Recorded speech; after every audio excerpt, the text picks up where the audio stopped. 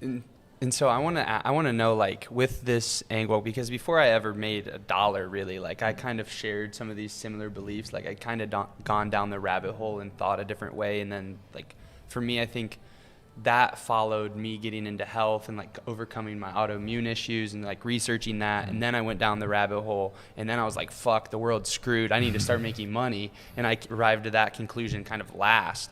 So I want to know, like, with you, you know, being in the position that you're in and having the resources and the influence and things like that, like, what do you see as the future for, you know, people who share similar values and want to be, you know, a sovereign individual? Like, what do you think that looks like in 5 years, 10 years? And like, what's your kind of like plan? Because I feel like people like you, or, you know, maybe like us in a couple more years of working and things like that, like, it's really those kinds of people who need to lead the charge against, you know, all the bullshit, basically. So I would really love to hear kind of what that looks like for you and what your thoughts are. Look, the main thing is you need to stay, whatever you do, your source of income and your source of income as well as your source of freedom basically needs to come from online. Right? Like, if you're based in New York and you've got a traditional business, brick and mortar, and you have 17 employees that work for you, you're kind of fucked, right? Because at the end of the day, you're a slave to not only your state, but your country. And I mean, especially for you guys in America, you guys are really fucked. It's really, you know, it's a pain in the ass to renounce, you know, and, you know, basically America kind of has your ass no matter what you guys do. You know, my main passport, or at least outside of, you know, when it comes to, you know, the top 5-10 countries, is British passport. Leaving Britain was a very seamless, very easy process. The day I left Britain, I ceased to pay any tax. So you guys are just fucked on multiple fronts, because you guys are fucked on multiple fronts because you've got obviously tax, which will follow you no matter where you go until you renounce. You're also, so that's the issue. You know, you guys might decide, oh, you know what, I've got location freedom in the sense that I can go to Medellin, or I can you still gotta pay taxes. Yeah, you still gotta pay taxes unless you renounce, and they do make that process, you know, not as difficult as places like Canada, but still, you know, pretty difficult. And then you're also fucked in terms of the sense, like, so taxes is already, like, because here's one thing you need to remember: it's until you get to, and I was slowly starting to get to that level once I left the UK, but for example, when I returned to UK, it's not like I'm ever going to need to pay tax ever again in my life.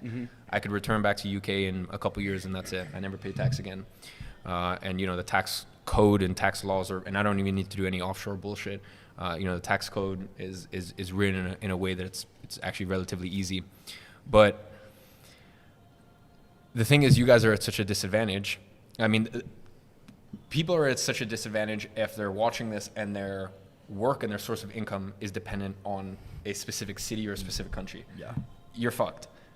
First of all, because you're dependent on that place, and second, anything you make, you keep half, right? Once you guys get to, I mean, for you boys, you make something, and then to get it net in your bank account. Let's say you boys want to, you know, buy a nice, you know, let's say you boys wanted to buy a nice watch, or you boys wanted to buy, you know, a nice car or something like that. Let's say you know, what do you guys want to get Cullinan?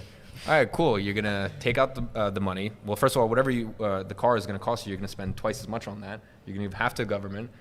So you're already at a massive disadvantage. I'm in Dubai. Most people don't realize it's a full zero tax, and they're like, no, I don't get it. Like, but what's the No, there's no stipulation. It is 0% corporate, 0% dividend, and 0% income. So the best part is I can go to Dubai, I can clean 50 million, be left with 50 million, and I can return back to UK with 50 million to 100 million, whatever the number is, you know, in the next 5 years. And I can return back to UK and then never pay tax on that ever again. And in this like internet game, you can build the same business from Dubai as we can build here, but we're getting taxed and you're not. So you're automatically have an advantage of like, you can grow faster because you're not paying taxes. So much additional velocity. Exactly. Yep, pretty much. And then when you take that and, you know, you put that into the context of investing as well.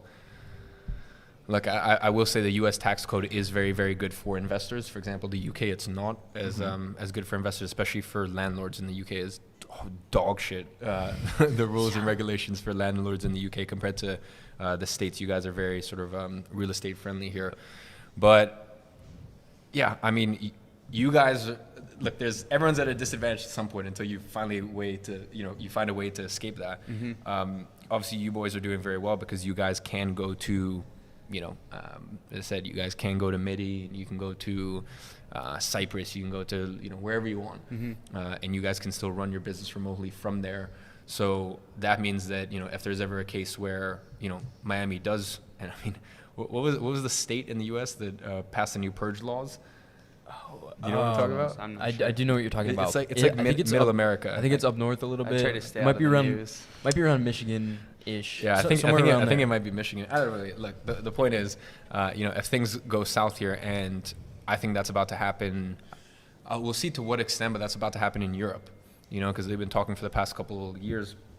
They've been talking about a dark winter, and at first I thought that was in relation to the jib jab, because I thought it would lead to.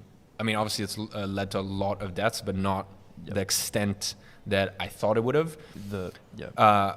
When they said a dark winter, they meant literally, because now Germany's in a situation where, gas prices and electricity prices are 6 to 7 times what they used to be a year ago. So now people are forced to make a decision: do I keep the electricity on or do I keep the gas on?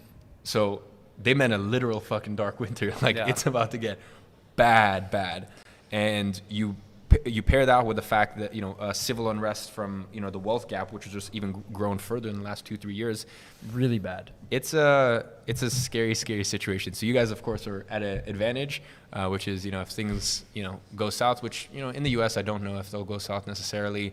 I think Europe is the one that I'm far more concerned about. But if that happens, you guys can pack your shit and leave.